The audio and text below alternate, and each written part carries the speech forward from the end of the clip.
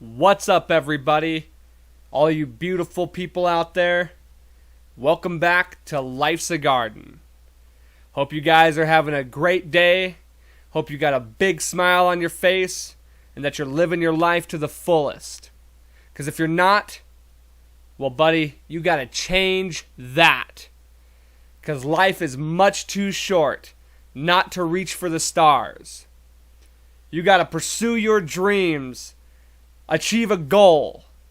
Do something. Overall, more than anything, you got to be happy. Be positive. Because if there's one thing we know in this life, it's that we all love to feel joy. There's not enough time for negativity. Promote that positivity. Lift somebody up. Lift yourself up. And then we can all be happy, living together in this garden of life. Let's get into the episode.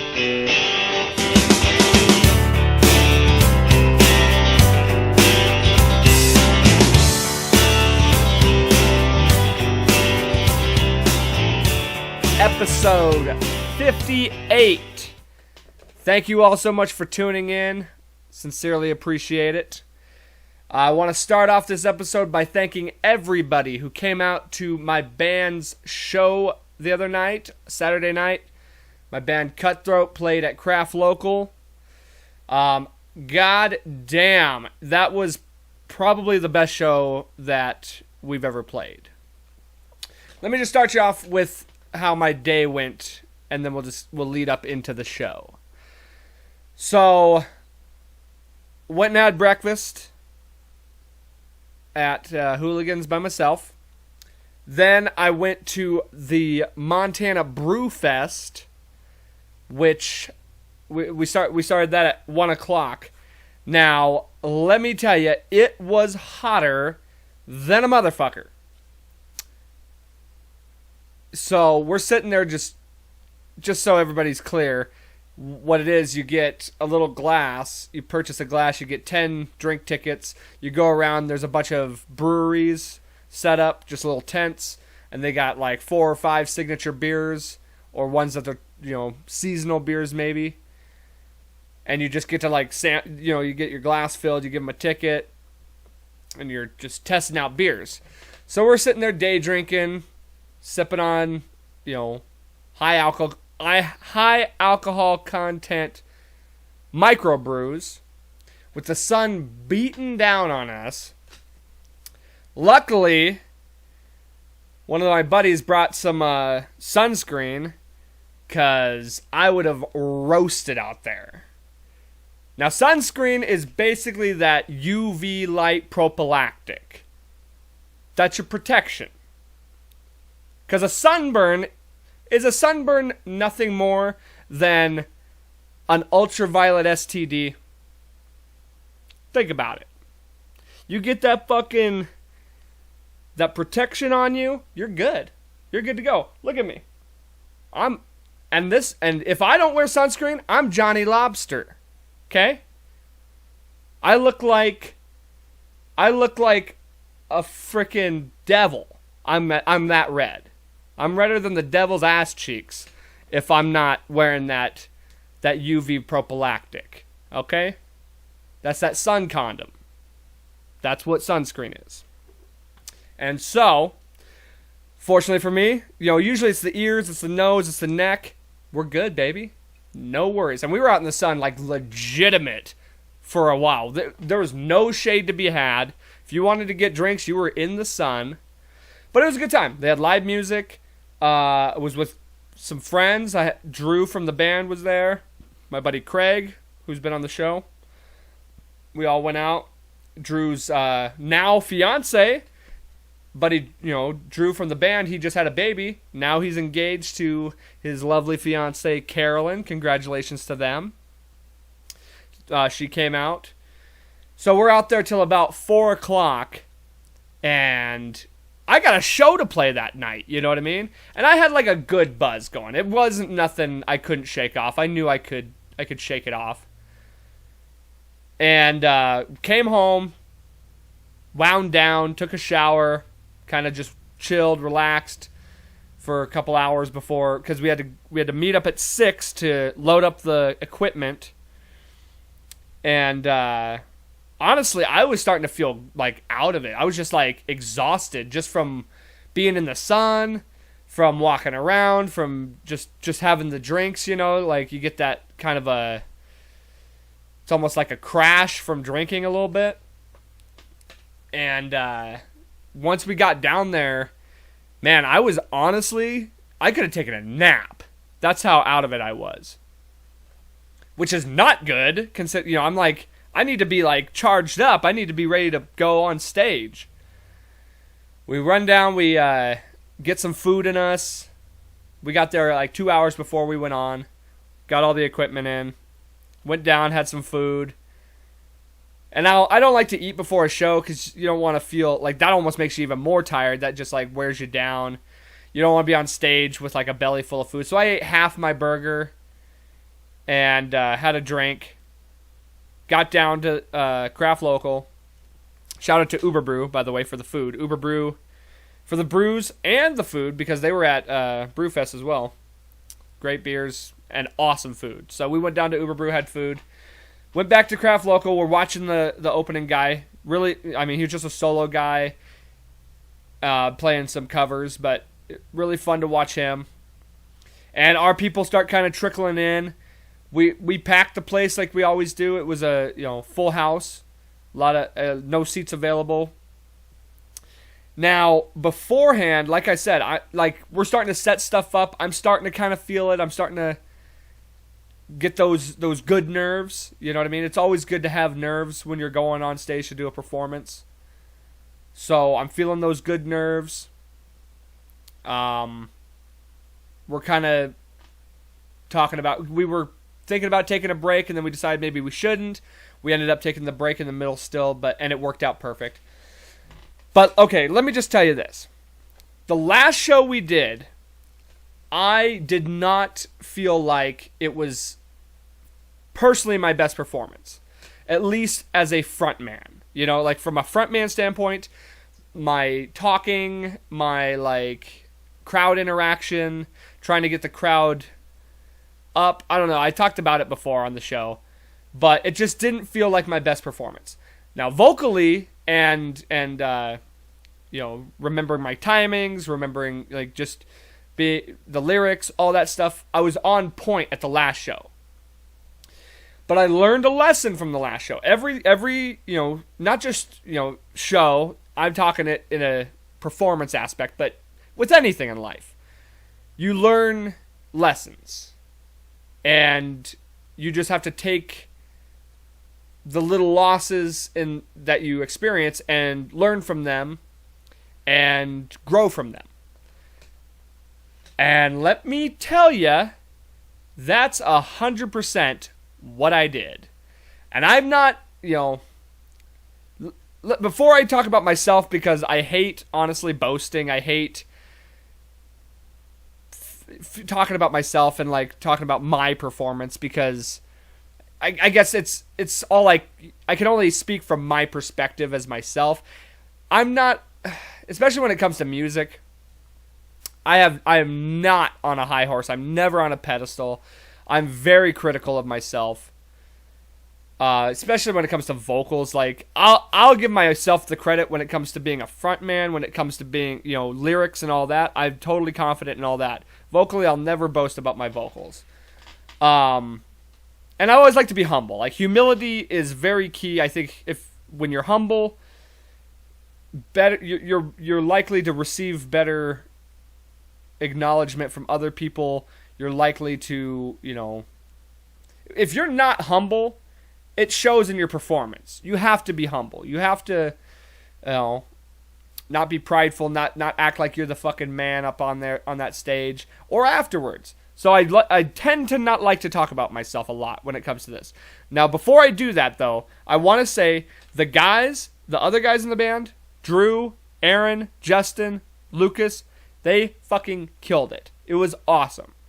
The energy was there. Everybody sounded great, played great. Drew did another Star Spangled Banner on the guitar, nailed it. Got a huge standing ovation. Well, obviously everyone was standing. It was the Star Spangled Banner. But, you know, it was a huge applause.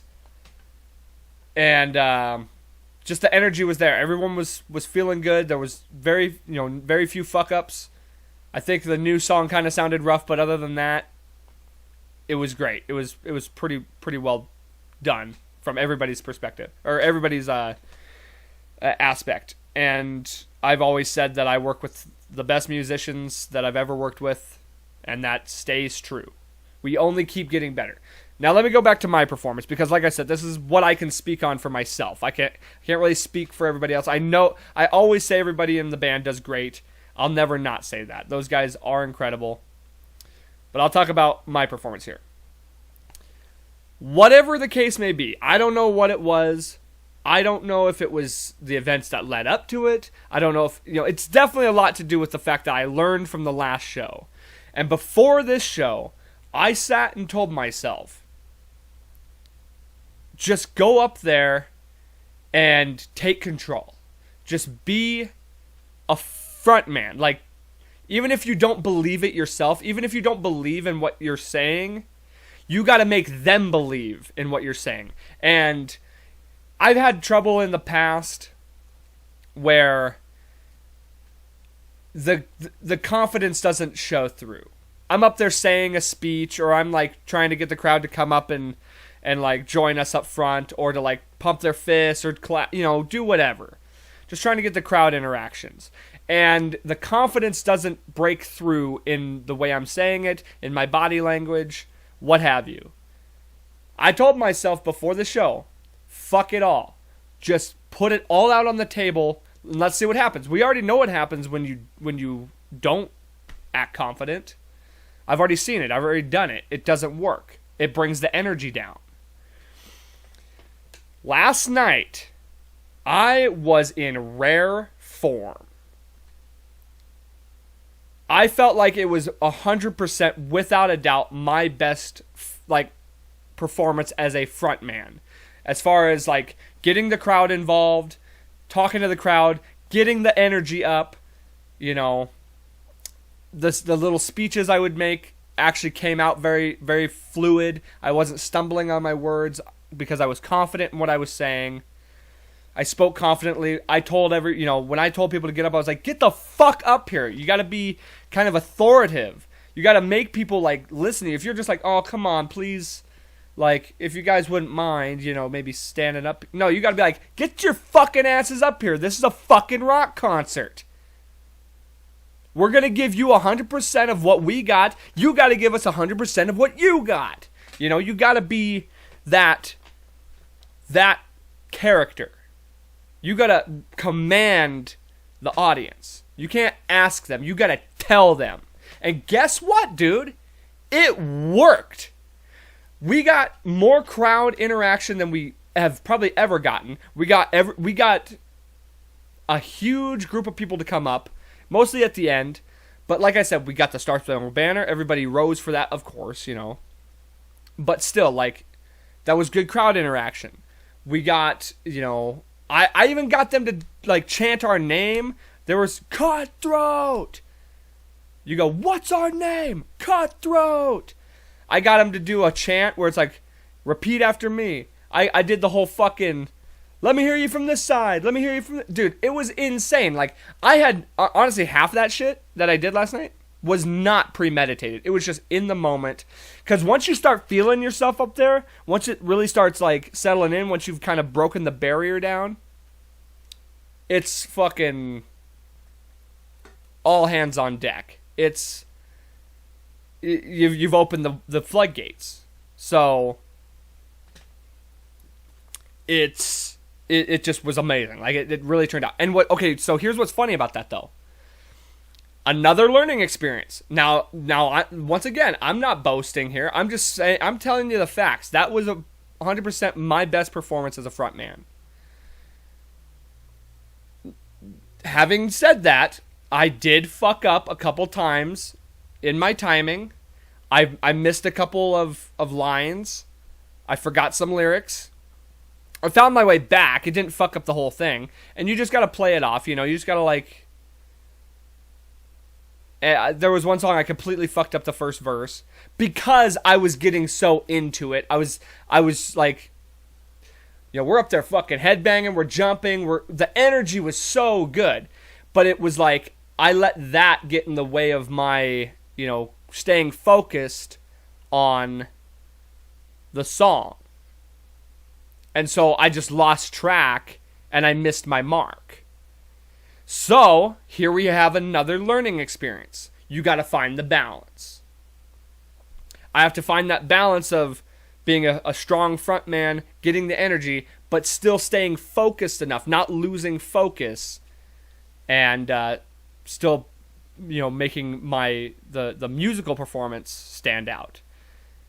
And don't get me wrong, I don't think it at all affected. I would rather have the performance stand out in a live setting than the musical performance, but you want both. You really want both. You don't want to fuck up a song, and I don't want to be the guy that fucks up one of our songs. And unfortunately, there was a couple times that I wouldn't say I fucked him up, but I just didn't hit my mark. I didn't do my part. I didn't, you know, lift up my end of the song. So, overall, great show. The turnout was good. I won't say it was great because it did go late. The show went late, so I think a lot of people ended up kind of trickling out. Sold some merch, so that was awesome. We did sell some merch. We got, again, another time we had a ton of people who had never seen us before showed up, which is awesome. You want that every time. You always want to have a new audience to play in front of. Granted, we had a few, you know, reoccurring people, but there was people that come to almost all of our shows that didn't come to this show. So that's awesome. Next, you know, it's like next time they'll be there, kind of a thing. So, overall, I say it was our best performance, our best night. I was living off a real high after that, which is so funny because I felt so like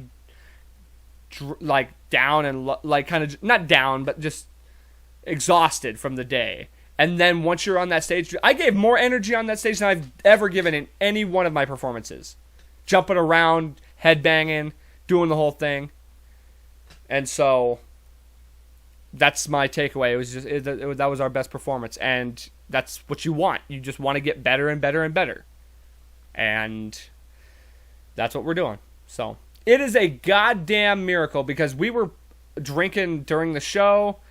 Like I said, I went and had a drink at dinner. I drank a couple beers at the show. I drank a few after the show. It is a goddamn miracle that I didn't wake up today with a hangover. I was drinking all day at Brewfest. Then I'm drinking at night. I went out after the show, had a couple brews. I didn't feel like I had a good buzz going. I didn't feel like super drunk, which is pretty rare because after shows I tend to go a little hard.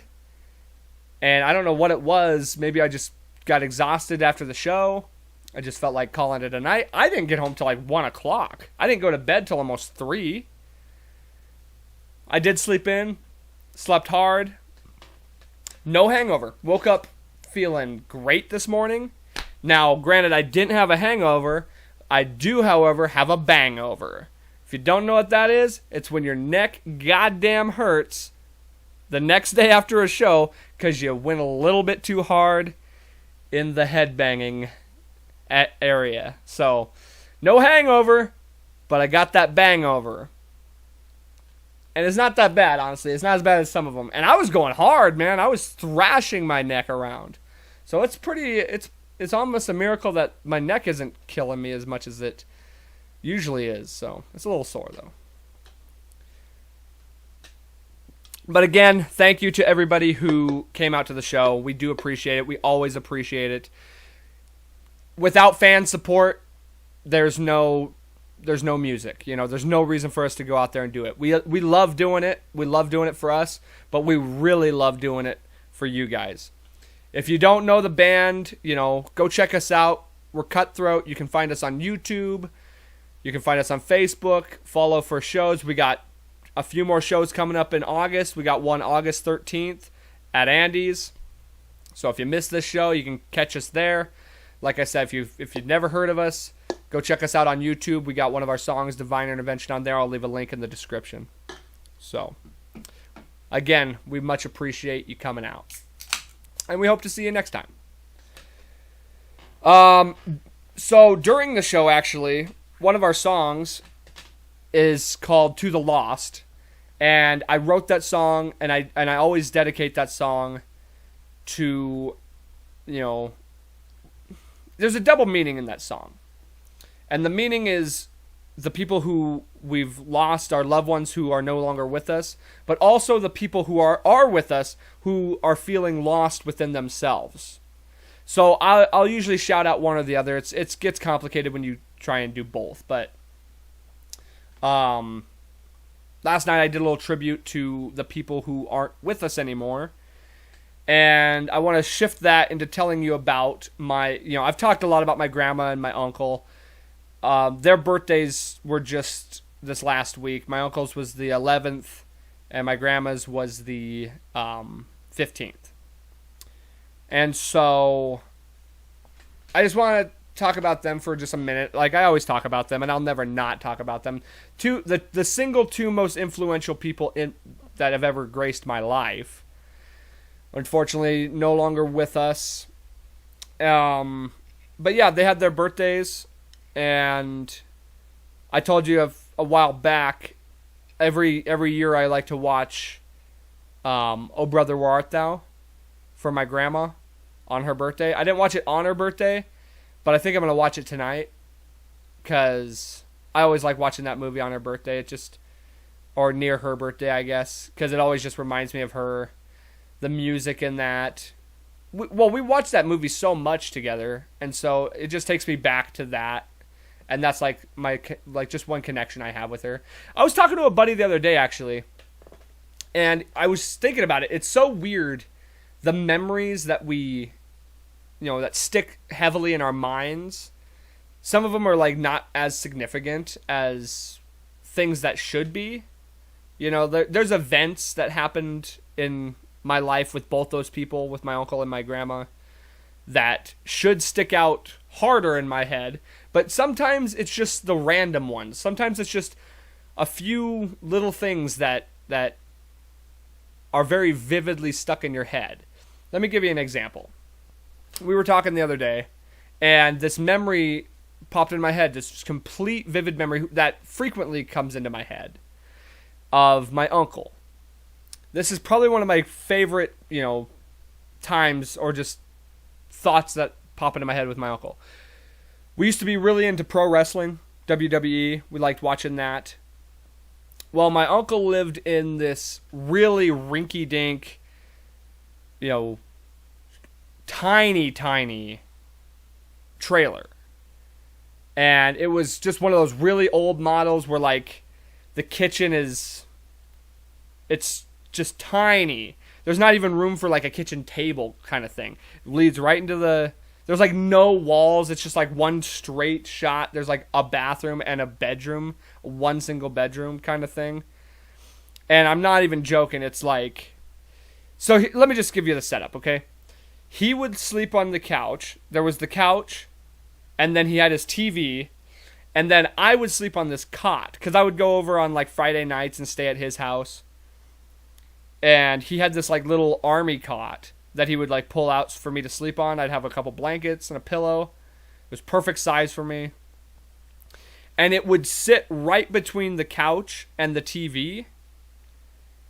To the point where there was no walking space. You couldn't walk around me. You had to walk over me if you wanted to get to anywhere. So that's how small this place was. And we would watch Friday Night SmackDown on a little tiny tube TV. I'm talking, the and the click button where you gotta pull it, the little pull tab to turn the thing on. Had the rabbit ears. And it was this really grainy, staticky kind of feed. Because I think it came in on CW or Fox, one of the two. And yeah, so we'd watch Friday Night SmackDown. We didn't have cable, so we couldn't watch Raw. But we always stayed updated on the storylines that were going on with SmackDown. So Undertaker, Batista, Rey Mysterio, those guys. And we would kind of watch just the storyline of that every Friday night. And I always remembered we'd buy a box of wheat thins and spray cheese. And that's what we'd do. We would just sit there. He'd have some beers. I'd have some soda. And we would just eat wheat thins and watch SmackDown. And then, like, whatever would come on after that, we'd fall asleep to. And that is, like, one of the most vivid memories I have with that man. We've been to concerts, like, galore. And, yeah, I remember all that stuff. I remember my trip to San Diego with him. But it's these small ones. Like, when I think back to that, I can, like, smell, like, whatever his house smelled like. I can taste the fucking crackers. I can hear Jim Ross's voice coming over that staticky feed. It's like the most vivid memory, and it's so random. Like, granted, we did that a lot. I think, really what it is, the reason we feel these moments and the reason we have them so vivid in our head is because some of those are the happiest times in our life. It doesn't have to be something like crazy, like a trip to San Diego. It doesn't have to be like this big, wild moment, because there's so many emotions going through your head when like crazy events happen. When big, you're going to a football game. You're experiencing so much. You're a fan. You're with family. You're taking in the whole environment. All of that. You're taking in so many emotions that's like, that will trigger me to think of, if I'm thinking of another thing. If I'm thinking about football, yeah, maybe I'll get triggered and like have a vivid memory of that game. Not so much with him. When I was with him in that moment, in that trailer, eating crackers, watching WWE, there's not a lot going on. It's just you. It was just me and him. And I was happy. I felt nothing but joy. And so, therefore, that's a very vivid memory I have of him. And I think that's why. I think that's why we have, like, very strong memories that are just random. And it's because those are just, like, your really happy moments that you share with people. And so, yeah, I just wanted to talk about that. And it was funny. I was literally just talking about that with my friends. So I wanted to share it on the podcast, too. Also, another thing I wanted to talk about, like, with my grandma. So after my one of my uncles, one of her sons, passed away, she like brought up to us. She's like, "It's so weird. I keep like finding dimes like everywhere," and I mean, I'm just like, I didn't think anything of it. I'm just like, okay, yeah, dimes are out there. Like, that's a currency that probably often is found. I don't know. I didn't think anything of it. But she said to me, she was like, something tells me when I find these dimes that it's like some kind of connection to him. Like, she feels like this spiritual connection to her son when she finds dimes. I'm like, okay, I mean, that's cool. And I didn't really think a whole lot about it until she passed away. And when she passed away, since she passed away, it's not when, since, I find dimes everywhere. And it's one thing to say that you find them everywhere, but I'll find only dimes, kind of. Obviously I find pennies, I find, other shit, but like, I'll find just a dime. Not like a dime and a bunch of other stuff. It's just a dime. And I have found dimes in the absolute craziest places you'd ever imagine. I remember one time I was working at McDonald's, and I was like cleaning out the ketchup, like the little ketchup packets, because they come in a little, you put them in a little container thing that you can just grab them. I was cleaning that out. There was a dime at the bottom of this ketchup thing. Why was it there? So random. And then that was 5 years ago. Skip ahead, more than 5 years ago. That was forever ago. Skip ahead just a few weeks ago. I'm cutting out a windshield in some car. I pull the windshield out. There's a single dime sitting down on the dash where you wouldn't be able to see it from the inside unless the windshield was out. It's just sitting there.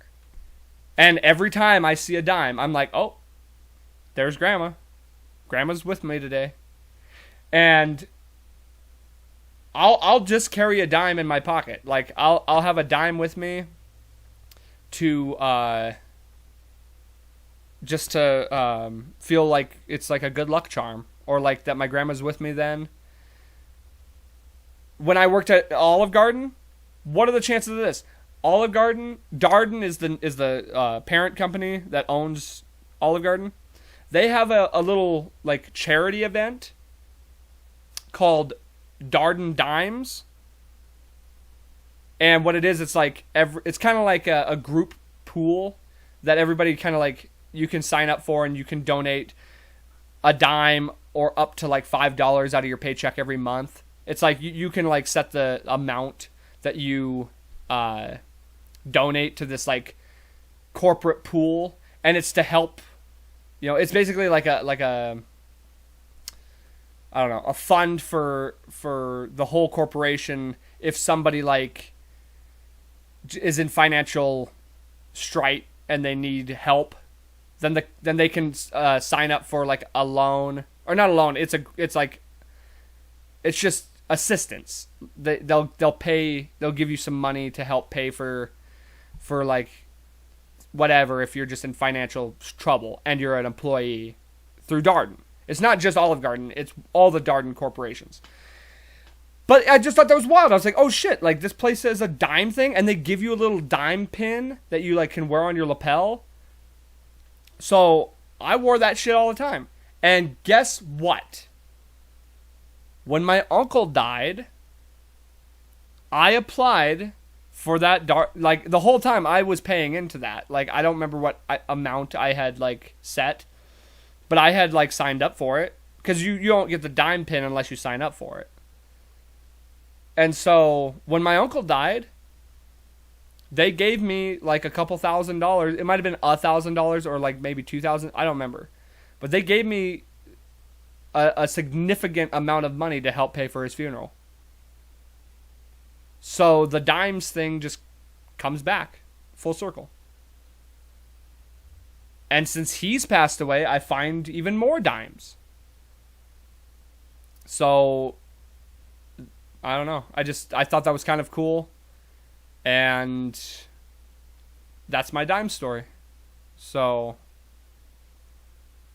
I don't know. It's interesting. It definitely I find dimes all the time, man. And so yeah, I just wanted to tell that story because I thought that was a really cool. That's just a cool thing that's been a part of my life for some time now. So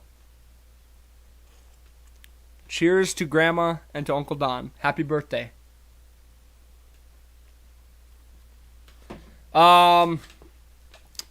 Okay, so now a little bit. I didn't really want to talk about death a lot, and I thought that, you know, talking to that last part, it really was a positive note. Like, it wasn't anything sad. And it's kind of crazy. This is going to be a good transition because I was just talking about Olive Garden and talking about death. I had thought about this recently. So somebody that I used to work with at Olive Garden recently passed away. Very sad. It was a shock to everybody. It was kind of just random. I think if I remember right, she had like a heart attack or a stroke or something like that just in her sleep. Very sad. I don't remember how old she was. She was like maybe in her 50s. Like, it was just a shock. And I haven't worked there for 5 years now, almost 4 years, I guess. And I hadn't seen her in a while, but she was very, one of my favorite people to work with. Her name's Stacy. She was one of my favorite people to work with. Just a fun person to be around. And so, first of all, I want to say, condolences to her family, and that, she'll be missed. Like, even from me, somebody who doesn't, I'm like nobody when it comes to like her life. So it's like, I just remember her as being a really good person. And so I just sent out my condolences to her family. And yeah, so I just wanted to say that real quick. But also, that led me to start thinking about this. While I was working at Olive Garden, that's aside. She wasn't even working at Olive Garden anymore. I just wanted to point that out because that was just kind of a transition point. While I worked at Olive Garden, there kind of became this running theme that we ended up calling the Olive Garden curse. While I worked there for 5 years, I think, and in that time, a lot of people died that were currently working there. So, we had this guy named, I don't even know if I should say their names. Fuck it. I won't say their last names. We had this guy named Buddy. And he had like kind of just moved up from Colorado. And he was a funny guy. He was a larger gentleman. He was funny. Always had fun time like just talking shit with him, and we had a good repertoire together. He was just a funny guy. He was a good, kind-hearted guy, funny guy. But apparently he had a big drinking problem. I was not aware of this. Somebody had told me like he had come into work drunk one day, and like somebody had just said that he's had like problems with alcohol and this and that, and I had no idea. Well, one day, Buddy comes into work, and I'm not joking, looked like a lemon. Like, I've never seen somebody so yellow. I didn't know it was possible. I thought that was fake. He looked like a Simpsons character. I've never seen somebody with a color change like that. Literally from his head, in his hands, everywhere. And he looked like a zombie. He comes in, and he's clocking in, and I looked at him, I was like, I don't know how the fuck he even drove there. I don't know how anybody let him through the door. But he comes in, and I don't know if I was the first person to see him or what, but he's clocking in. I look at him. I looked him right in his, like, saggy eyes, because he looked like he was a zombie. I looked into his eyes, and I said, Buddy, you need to leave. You need to go to a hospital because you're going to die. And unfortunately, that's what happened. The last words I said to that man were, "You're going to die." And I do not feel good about that. But that was something that was terrifying. I couldn't believe how bad it had gotten. Like, literally, one day he's fine, the next day his liver's just gone. His liver's basically nothing. And so, yeah, unfortunately, so he passed away. And then we had another guy who had alcohol issues, and he died of liver failure. We had a manager who committed suicide, and he was like, that blew everyone away. Because he was a really funny guy. Like, he was a lighthearted guy. Always was making like cookies for people, and like making food for us. Just a really cool, laid-back manager. And yeah, he just didn't show up for work a couple days. They sent a welfare check out, and yeah, he had fucking killed himself. I remember exactly where I was when my general manager called me. I was sitting there watching football, specifically watching a Baltimore Ravens game. Don't know who they were playing, but I just remember it was the Baltimore Ravens. I'm sitting on my bed just watching Sunday football. I get a phone call from work, and I'm like, I usually didn't answer for work because it's usually them trying to get me to come in. But something told me to answer that phone.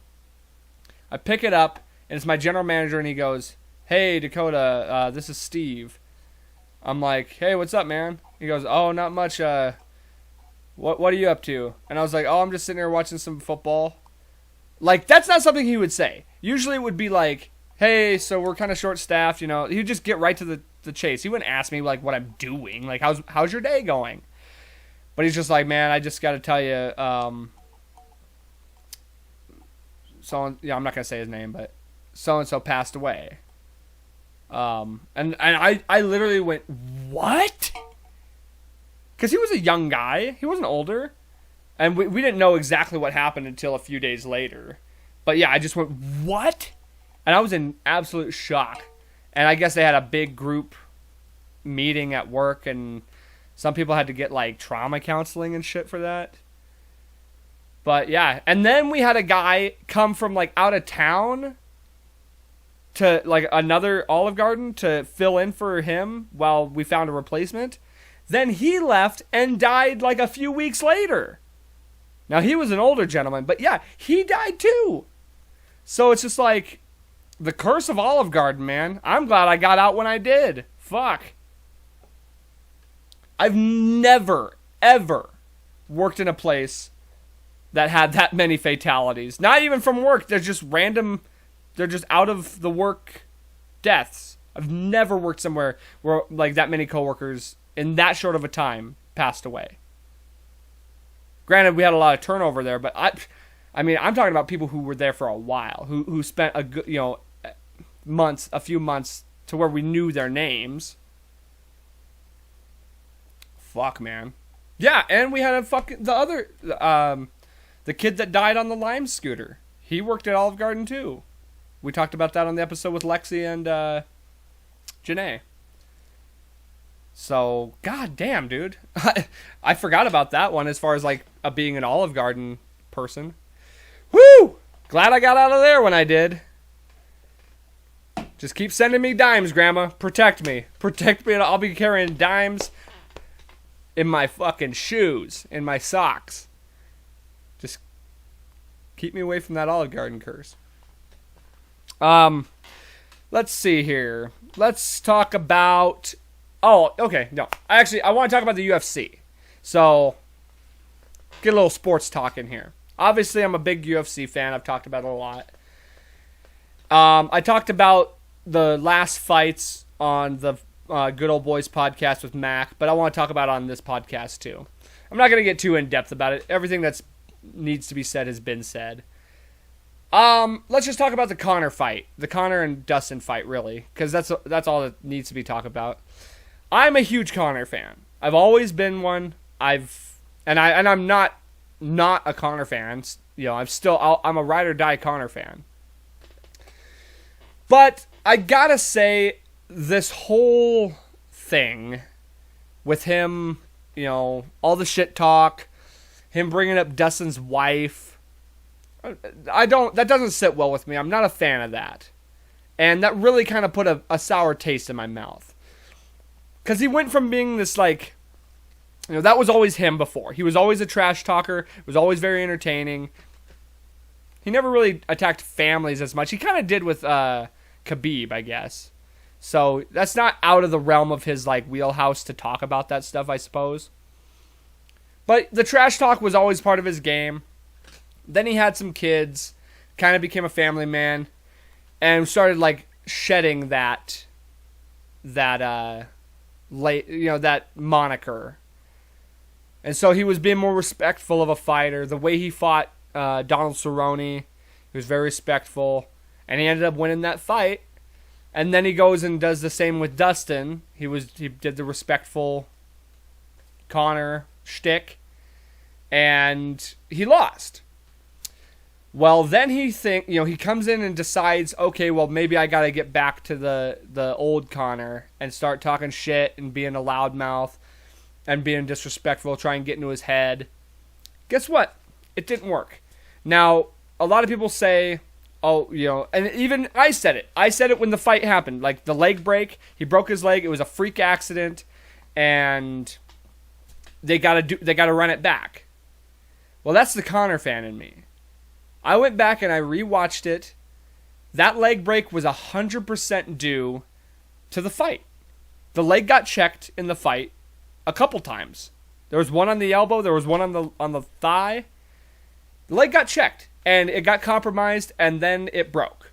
So it was a result of the fight. If you ask me, that trilogy's done. There's nothing to be had there.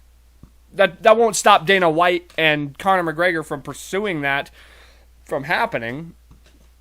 But Conor's not going to be back in the octagon for another year, if he ever comes back. And if he does, it's going to be Conor versus Nate Diaz. That's what it should be. The Dustin stuff is done. Like, let Dustin go off, let him go win the lightweight title, and let him have his career. The Conor stuff is done. We don't need to see it again. I don't like that. The thing I don't like about this like new persona of Conor, or this changed persona of Conor, I should say, from going from being like the cocky loudmouth, shit talker that we all know and love, to being this respectful, shake your hand, I appreciate you, I respect you fighter, to back to the shit talker. It all seemed very authentic up until then. It's so manufactured. It's so fake for him to switch it up again. And it showed. It didn't make us feel any... At least it didn't make me as a Conor fan feel any more like love for him. I would have respected him more if he stayed the respectful Conor and lost the fight. Because now it doesn't work at all. It only works if you win. It only works if your little like mind tactics actually worked, and it didn't. It doesn't come down to that. It comes down to your skill in the ring. And it just so happens that right now Dustin Poirier is a better fighter. Conor's not active enough. Conor doesn't... He's not on the same level as Dustin right now. And I hate to say that because I'm a huge Conor fan. And you know what? I'm a huge Dustin fan too. I really like Dustin Poirier. And so... It's just true though. Like, they're not on the same level as far as like the fight game goes right now. And I hate to say, I think Conor's time is just, it's done. Like, the torch is being passed. I think Conor should fight. I would like to see Conor fight one or two, maybe two more times. And I can only really see it being like Nate Diaz and maybe like a Jorge Masvidal, or I guess maybe another Dustin fight. I don't think that works, but there's nobody really... That maybe Tony Ferguson, that might be okay, There's some fights there, I guess, but not a lot. And so I just think it's almost done. And that was another funny thing I thought about too. Basically, the three of the biggest draws in the UFC, three of the biggest like pay-per-view sellers, the guys who get who have like big wild fan bases. That being Conor McGregor, Nate Diaz, and Jorge Masvidal. All three of these fighters, huge draws, huge fan bases. Look at their win-loss in the last 3 years. Nate lost to Jorge. Nate lost to Conor. Nate beat Conor. Nate just lost to Leon Edwards. Jorge just lost twice to Usman. Conor's lost twice to Dustin. And before that to Khabib. They don't win. These guys aren't like... So you got to almost pit them against each other, really. Because that's the super fight. Somebody's going to win. So pit them against each other. I think I saw where... Oh yeah, Nate just called out Dustin. I don't like that fight. I think that's... Dustin needs to just stay in the lightweight division and rule the lightweight division. Don't go up and fight Nate, which I actually think Dustin would beat Nate. But yeah, do Conor Nate 3. Like, let that happen, and like that's it. That's all you need. There's nothing more to do after that in the fight game for Conor. And then I guess the fourth guy I would put on that list as far as like a draw with a big fan base is Israel Adesanya, and he does win fights. Adesanya is the one guy in there that that is the draw that wins fights. Now, here's the problem. You got people like who, in my opinion, is pound for pound the single best fighter in the UFC right now, Kamaru Usman. Kamaru Usman is easily the pound for pound best fighter.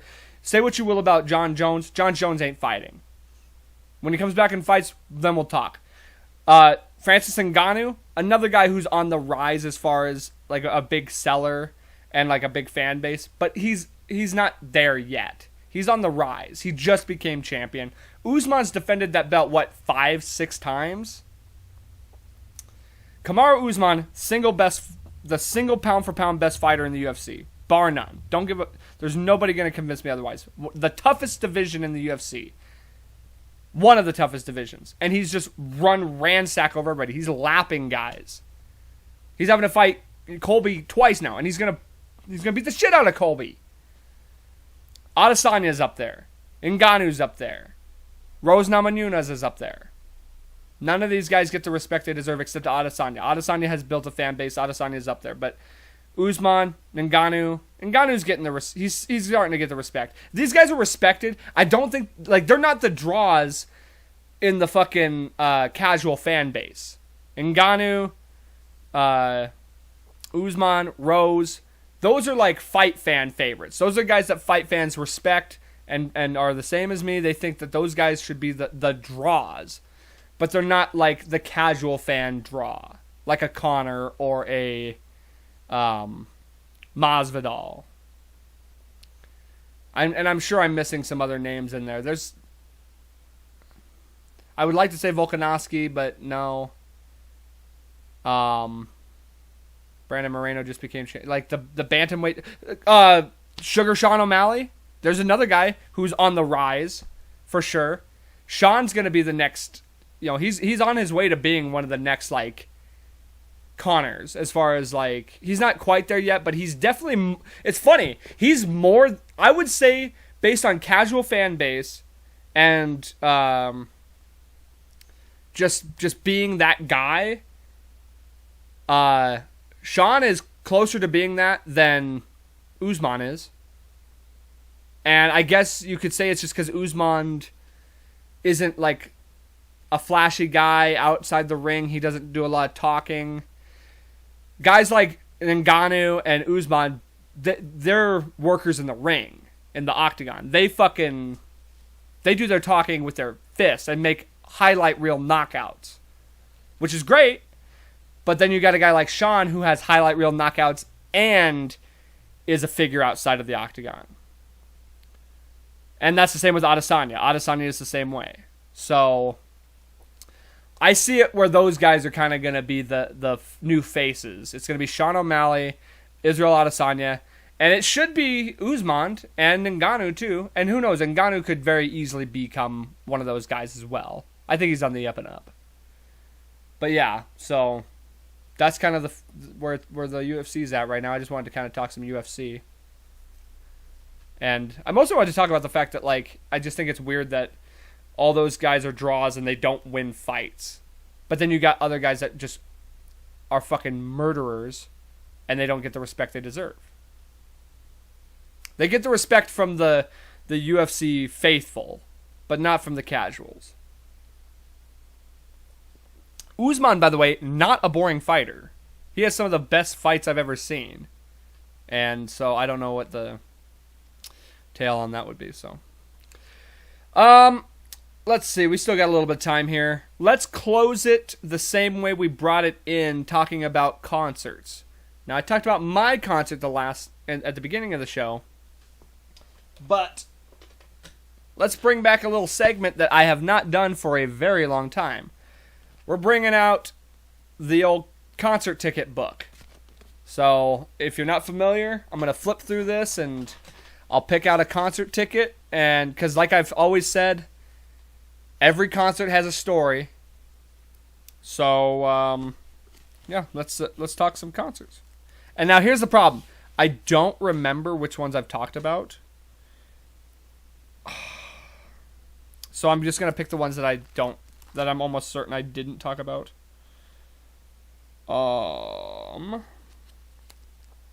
Okay, I'll talk about this one. The very first Shinedown concert I ever saw. I'm pretty sure I never. I'm almost positive that I never talked about that. So the very first Shinedown concert. This is the second concert I ever went to. It was at the 12th Planet, which used to be an old dance club that never made it off the ground. They used to do concerts there. And it was me, my Uncle Don, and my sister Asia. We were little. This was like 2006. So I was in 6th grade. I specifically remember I was in 6th grade because I remember telling everybody like at recess, oh yeah, I'm going to this concert at this nightclub. And they're like, what? Like none of them like had any idea. I was doing this shit when nobody was. I was very fortunate. And Asia would have been like, what, in 4th grade? Something like that. So she was little. This is crazy. Like, I have the worst memory, but like all of that just gets like blocked out by all my knowledge of music and sports. Like, sports and music knowledge just cram my brain so much that I forget people's names and I forget, what I was talking about 5 seconds ago. I remember the exact lineup. And some of these bands you wouldn't even like have heard of. The opening band you definitely heard of was Hailstorm. Hailstorm was the first band. This was like when they were brand new. Nobody had heard of them at this point. Second band was a band called Mercy Fall, who ended up being nobody really. And then it was Trapped and Shinedown closed it. Trapped was supposed to be the headliner, but for some reason Shinedown ended up headlining, which was awesome. This was off their second album. So I got to see some like the first 2 albums are my favorite albums. So I got to see songs in that concert that I'll never get to see again because, they only had so much songs they could work with, so they were taking deep tracks from the first and second album, which was awesome. So yeah, I'm sitting here watching some of my favorite songs that I'll, like I said, never get to see again. During Hailstorm, Lizzie Hale comes out. This is the first band Asia's ever seen live. She comes out immediately, like, doing this a cappella, just like, yeah, like, just going hard. And Asia starts freaking out. She's, like, crying. Don had to take her back into, like, the back area and be like, hey, you gotta fucking stick this one out, man. Like, you can't back out of this. We're here. We're doing this. And she was, like, so scared because, like, she'd never experienced anything like that. And me and her are sitting up on this upper deck balcony area. And Dawn ended up going down into, like, the lower part for a while me and her were just kind of chilling up there. I had this big Shinedown sign. I'm holding it out. And Brent Smith, the lead singer of Shinedown, fucking pointed at me. Because I held that out on their last song. It just said Shinedown. And he fucking pointed at me. I'll never forget that. And then years later, I shook his hand. Got to meet him in a Walmart of all fucking places. My least favorite place to meet my most favorite band. But yeah, that was pretty awesome. Let's see what else we got. I don't think I ever talked about Tool. I went and saw Tool. It was 2007, is what this ticket says. November 2007. My cousin Gabriel, who's a huge Tool fan, he came up to see the show. It bugs me, man, because I didn't like I knew the 10,000 Days album, which is still probably one of my favorite albums. I knew that album. I didn't really know a lot of the other stuff. I knew a little bit of Anima, but I wish I would have known more of their stuff. Just because I obviously know more of them now, and it's the only time I ever got to see Tool. But here's what I'll say about Tool. It was right around Thanksgiving. So we had Thanksgiving, and then we saw Tool and all this. Best light show I've ever seen. They had these fucking awesome lasers that, like, were just hitting the ceiling, and then they'd come down. Like, we were on the floor. So the lasers would, like, come down like this and, like, do, like, a hash, like a cross some going this way, some going this way, and you would only be able to see it if you're on the floor because you're looking up and you're just seeing this like checkerboard of laser lights. That was fucking epic, and one of my all-time favorite bands. Got to see that. Easily the best light show I've ever seen. What do we got on here? Okay, yeah, we'll do Rob Zombie and Alice Cooper. Best, like, theatrical stage performance I've ever seen was Alice Cooper.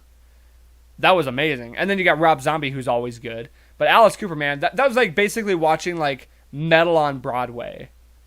You know, he's, like, got big balloons coming out. He's got, like, a sword, and he's just, like, popping these balloons, and confetti's popping out of him. He's all, you know, wearing his get-up, and he's walking around popping these balloons with a sword. And then, like, you know, during his act, he kills himself, like, 3 or 4 times. He gets his head chopped off. It's like a magic-type act. He gets his head chopped off, and then, like, he hangs him. He gets hung. And there was some other stuff, too. But it was, like, this big theatrical performance. Very, very cool seeing Alice Cooper. And then Rob Zombie does a great job, too. Pyrotechnics like a motherfucker. And a lot of boobies for Rob Zombie concerts. Let's do one more since we're getting kind of close to the end here. What should we do? Okay, we'll do... No, wait.